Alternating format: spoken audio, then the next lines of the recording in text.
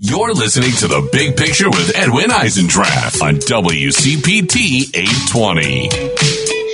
820. Welcome back. A little after 2 o'clock here in the upper Midwest. Andrea Grimes, some of you will remember her from her last visit with us. She's a journalist, editor, podcaster, feminist living in the wonderful city of Austin in the difficult state of Texas. Her work is in, the New York Times and The Nation and Texas Observer, Rewire News, and other places. She's got a terrific view of the world and one we don't hear enough of. Andrea, welcome back. Thanks so much for having me. It's a pleasure to be here. You wrote about this, and I just want to ask you. You're probably tired of talking about it, but why do you think journalists won't do what the jurors just did and hold Donald Trump accountable? I think we have a real problem with normalization bias in mainstream and legacy journalism, and it blows my mind that we are 9 years into Donald Trump being a presence in all of our minds constantly, and journalists still seem unable to name the bare facts. I truly, if I knew the answer, I would implement the solution immediately. I have a slightly different answer. I have an answer, okay, and I want to share it with you and get your thoughts. I think it is a moral failure. I think journalists said,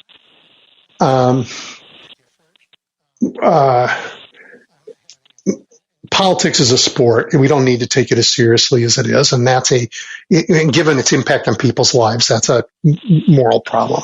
I also think they believe that in order to do their job, they're not allowed to bring any pre-existing notions to the subjects that they cover, including their moral compass.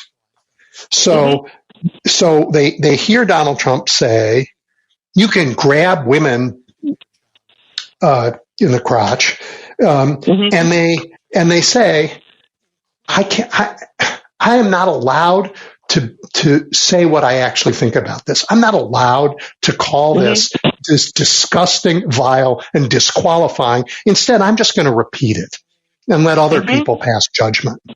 And in that, that moral failure.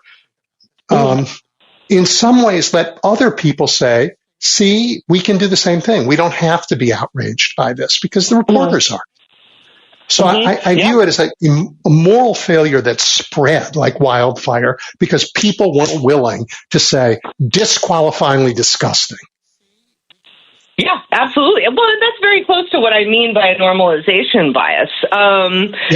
There's this tendency to, as you're saying, remove all feeling, context, knowledge, good sense, moral thinking, ethical thinking, right?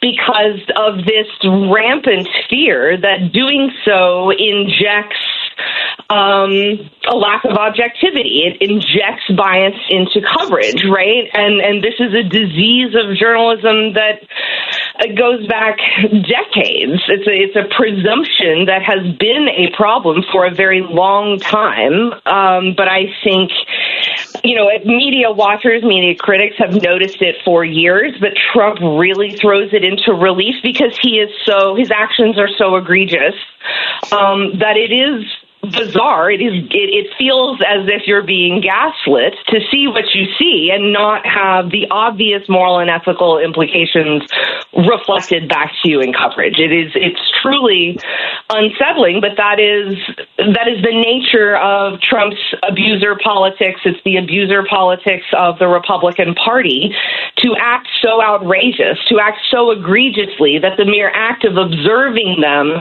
makes the observer appear as though they are the ones who are biased or who are, committing these ridiculous behaviors and atrocities. Yeah. Well, it's time we step up and call it what it is in all accounts. And I see just a slight bit of that beginning to happen in American journalism, and I'm glad of it. But the general public has a ways to go. Hey, the Republicans seem to believe that their contempt for women might actually win them votes. And I don't get it, Andrea. In state after state, they aren't, content to strip away reproductive choice. They're going after contraception. They're going after equal pay. They're defunding women's health initiatives everywhere. As a political strategy, how do you understand this?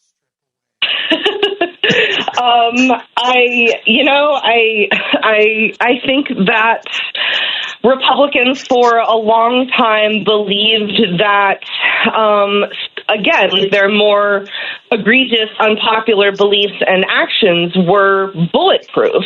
And I think for the first time, particularly around abortion, they are really running up against the true demonstration of their unpopular policies, right? We see this again and again. Of course, at the state level, abortion rights win on ballot initiatives over and over again, right? Republicans struggle to talk about abortion these days because they're finally realizing, that they're the dog that's caught the car. I agree. As an electoral strategy, it seems profoundly stupid. Not that I think that will stop them, of course. I think that they're hoping, this is why you see a lot of, outright sort of vote rigging sort of stuff. I hate to invoke that phrase because it's so often used as a weapon from the right, but it's why you see gerrymandering. It's why you see voter disenfranchisement, right? They know they cannot win legitimacy on their issues because they are deeply unpopular, right? And so they attempt to game the system by other means. We just saw this with the Texas Republican Party's proposal here to force statewide candidates to win a majority of Texas counties in order to take office, right? They're terrified. They know their policies are unpopular, and instead of changing with the times, they're trying to game the system. Okay, you brought it up, so I am going to take advantage of your geography and say that the country is nowhere close to understanding what the Texas GOP has recently said they want to do. You have a new party platform, and one of the planks is this notion that Texas is going to be like a mini version of the Electoral College, and you have to win each county in order to win a job. So Houston, Dallas, even is where you live, and in San Antonio and in Austin, you guys are all disenfranchised in this illegal and anti-democratic idea they have. But what else did they do? Well, gosh, they really have. It's almost everything but the kitchen sink in there. Truly some of their worst and most terrifying ideas. Now, I guess if there's a silver lining to any of this, there were sort of two versions of this platform that we've seen over the past couple of weeks. There's the initial draft version that came out during the convention a couple of weeks ago, and then there's the version that has actually, been signed, sealed, and delivered after being voted upon by the delegates, and they are slightly different, but nevertheless terrifying. The document is a deeply xenophobic document. It is a deeply, just truly conspiracist. There's stuff in there about, the gold standard and paying for bubblegum with silver nuggets and, the Great Reset theory, which is a massive global conspiracist tinfoil hat mess, right? But within all of those, some of the wackier ideas, there are the same ideals that the Republican Party has been pushing for years and years and years, which is misogyny, it's transphobia, it's homophobia, it's queerphobia, right? It is a wish list of the kind of world that they would like to live in, and it's truly terrifying. So picking on, populations that are perceived to be less powerful by them. The trans population, small, doesn't have a lot of power, easy to pick on, easy to blame for things, even though they're like 11 people in this community, but they can be blamed for the whatever on the right wing. And I don't mean 11, but it's a small number compared to everybody else, right?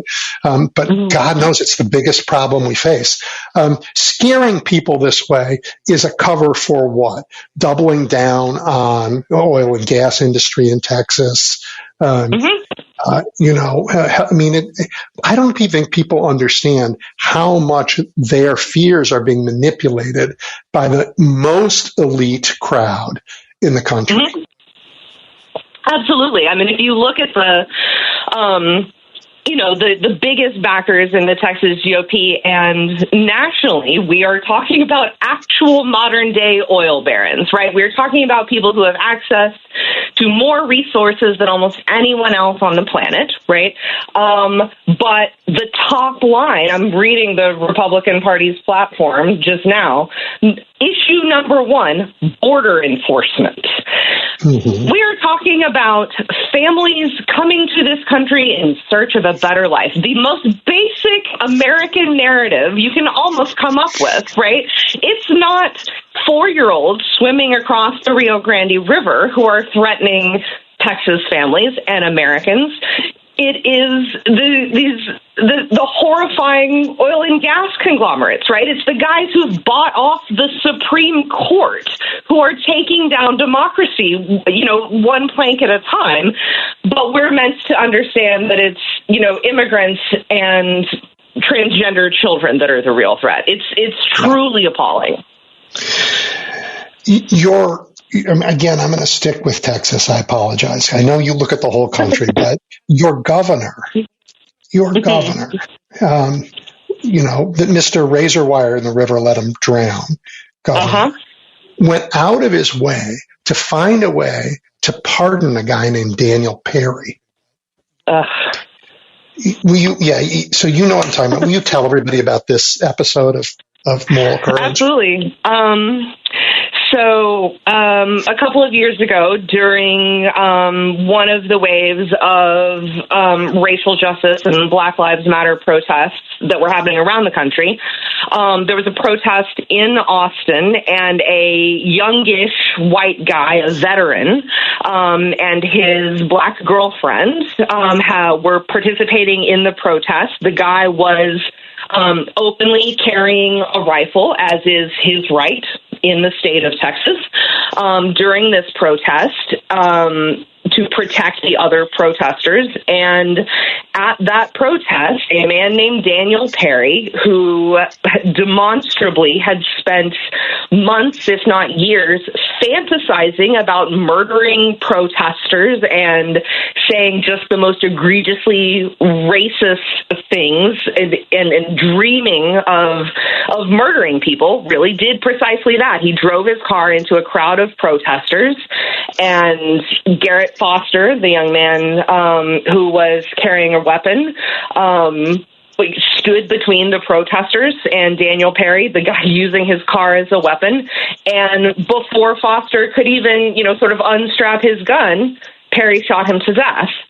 And a jury found him guilty. It was clear from, again, months and months of text evidence of his text message, his social media posts, that Perry had gone into this situation, had sought out the situation with the intent of murdering some protesters.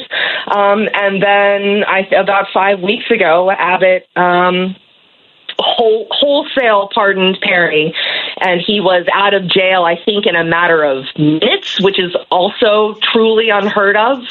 This was an orchestrated play to get a racist murderer out of jail by the governor of the state of Texas to send a message to anyone else who might think about protesting in support of their or other people's civil rights, that they can be murdered with impunity by a private citizen.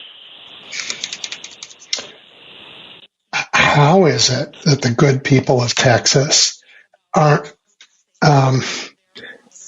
I was going to say up in arms, but aren't out in the street, aren't saying this cannot happen in a civilized nation. We are. I mean, you often don't see coverage of those sorts of protests. There were demonstrations at Austin City Hall, at the governor's mansion. There have been protests for many days after that. There have been letter writing campaigns. I mean, there's a tremendous amount of activism going on the ground that simply doesn't get coverage here. Well, this is why that's why it's so important to hear from you and let people know this, because I think around the country, there are really good people in very red states, and they're doing what they can. And, and, you know, sitting here in Chicago, it's easy for me to go, oh, Texas, you know, it's all lost. I don't believe that. I think, I think people, the good guys aren't alone. They're out there doing what they can, and we have to help.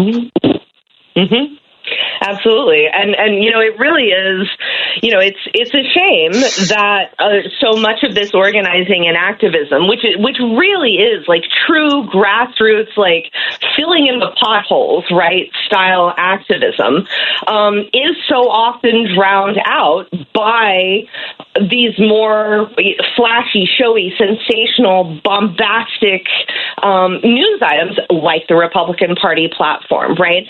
But there has been tremendous activism in the city of Austin, in the city of Houston, in Dallas, in San Antonio, you know, by, you know, encouraging county prosecutors, right, to seek alternate means of justice when they are tamped down at the state level, right? We have some really creative Democrat attorneys general, county attorneys here that are thinking of, you know, how do we stand up to the governor of the state of Texas? Jose Garza here in Austin is pursuing a legal suit against Daniel Perry that may end up in the guy getting federal charges against him, right? So, like, we are trying desperately. Unfortunately, the threats and the fear mongering work a lot of the time. Yeah. And you got many other things. I mean, people have a lot to do. And just life goes on, and it's hard to stay focused on this stuff. What would you say if you were like want to give, you know, voters things to focus on through the summer? Just the ideas they should be talking to their friends about, percolating as they get ready to come back towards the end of the summer and campaign in full. What are the things you think people should be thinking about? You know, I think there are, of course, the really big issues that affect us at a really granular level. Access to abortion and contraception is huge, right? I think that those issues get play in the news. I don't think people are in danger of missing those. But there's so much other stuff that gets lost sort of in the fray. And I'm thinking of, I was talking with some other organizers here in Texas the other day. And, you know, some of our most progressive representatives in Texas started at levels like the school board, the county commissioner's court, right? I would really encourage people to think about their hyper local stuff. Who do they want representing them at these really granular levels? Because those are really where careers are built in politics. And I think that that's something that folks forget, that it's library boards, you know, that it's sort of municipal level stuff like that, where some of our best representatives get started. And it gets tiresome to think about Trump versus Biden, or even Colin Allred versus Ted Cruz, right? Those are the headline races. But if we really want to get invested in long-term change, we need to think about grassroots organizing and really hyper-local municipal, city, county elections, where you really can see some true change happening in real time and feel and, you know, get the benefit of some of those smaller wins and recognize that on the horizon that's going to improve things. I think that's very wise. And in this cycle, Andrea, I don't know if you agree with this, but I actually think there are reverse coattails in big chunks of the country, people who are tired of presidential politics, redux, will turn out to vote in local elections that matter. And that's why I'm so thrilled that, like in North Carolina, for the first time, Democrats aren't leaving vacant all the races that they are going to have a tough time winning. But they're running people in every district, which will mean that in every district, people are going to hear something other than Fox News. It means in every district, there's going to be somebody saying, no, look, you're not alone, and I'm asking you for a vote. And that will increase turnout and change margins at the very biggest level. Yeah, absolutely. And it's an opportunity, I think, also. I mean, I spend a lot of time ragging on the Texas Democratic Party and Democrats writ large because it is frustrating to feel as though these, bigger apparatuses are not investing in the kind of messaging and politicking, that I would fantasize that they have.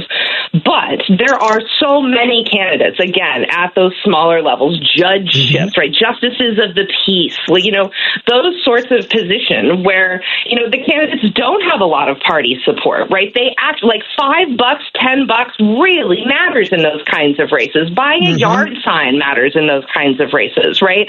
So, I really try to encourage people to think about that kind of hyper-local politics because, again, it's really where you can see some success, you can influence the conversation, and you can change the conversation at least to the degree, right, that it's not one crank out there spouting crankery unrebuffed. Yep. I love local. I mean, I don't know if you know this. I was a Chicago alderman as a young man. I did, yeah. So I love local politics. Love going in there and making a difference where people live, where they live, things they care about. But it's all connected, and we have to have people understand that. And I think young people in particular are frustrated that, Biden's been the president for 3 years and the world hasn't completely changed. Like, oh my gosh. Right? We have to say, and I was young once, I get that impatience, but we have to be able to say, look, these laws, big laws, are going to take a long time to turn a big ship. Yeah. All right, so focus on local, and what I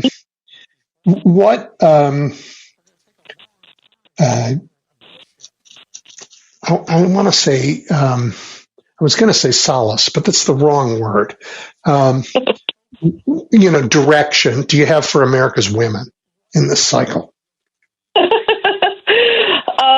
Well, I mean, in as much as women are a voting bloc, which I dispute, actually. I was just lamenting to a friend the other day. There was an article in some news publication, I can't remember, somewhere I really like, I can't recall, but it was very, will abortion swing women in November or whatever. And, I just thought, like, the diversity of women and our priorities and our needs and our beliefs are so heterogeneous. I thought, like, I understand the impetus, right? Because abortion, right, contraception, reproductive health and rights in general are certainly issues that affect our lives. But we just simply don't think the same way about those things, right? How could we? We're human beings. But, that said, I think that I am optimistic that it's a difficult combination of feelings.